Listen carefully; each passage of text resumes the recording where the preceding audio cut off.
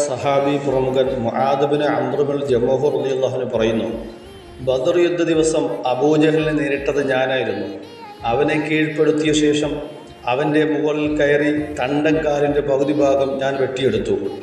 അപ്പോൾ അവൻ്റെ മകൻ ഇക്രിമ റളിയല്ലാഹു അൻഹു, പിൽക്കാലത്ത് അദ്ദേഹം മുസ്ലിമായി, വന്ന് എൻ്റെ ചുമലിൽ വെട്ടുകയും എൻ്റെ കൈ തൊലിയിൽ മാത്രം തൂങ്ങി നിൽക്കുകയും ചെയ്തു. പ്രസ്തുത കൈ പിന്നിലേക്ക് തൂക്കിയിട്ട് അന്ന് മുഴുവൻ ഞാൻ യുദ്ധം ചെയ്തു.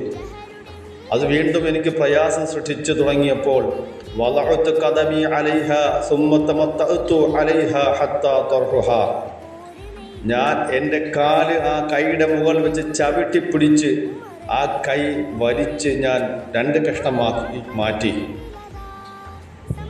ഇങ്ങനെ ഒരുപാട് ത്യാഗങ്ങളിലൂടെയാണ് വിശുദ്ധമായ ധർമ്മസമരം, ദീനിന് വേണ്ടിയുള്ള മഹായ സഹാബാക്കളുടെ ചെറുത്തുനിൽപ്പ് നടന്നത്. അള്ളാഹുവിൻ്റെ ബറക്കത്തുകൊണ്ട് നമ്മെ അനുഗ്രഹിക്കട്ടെ.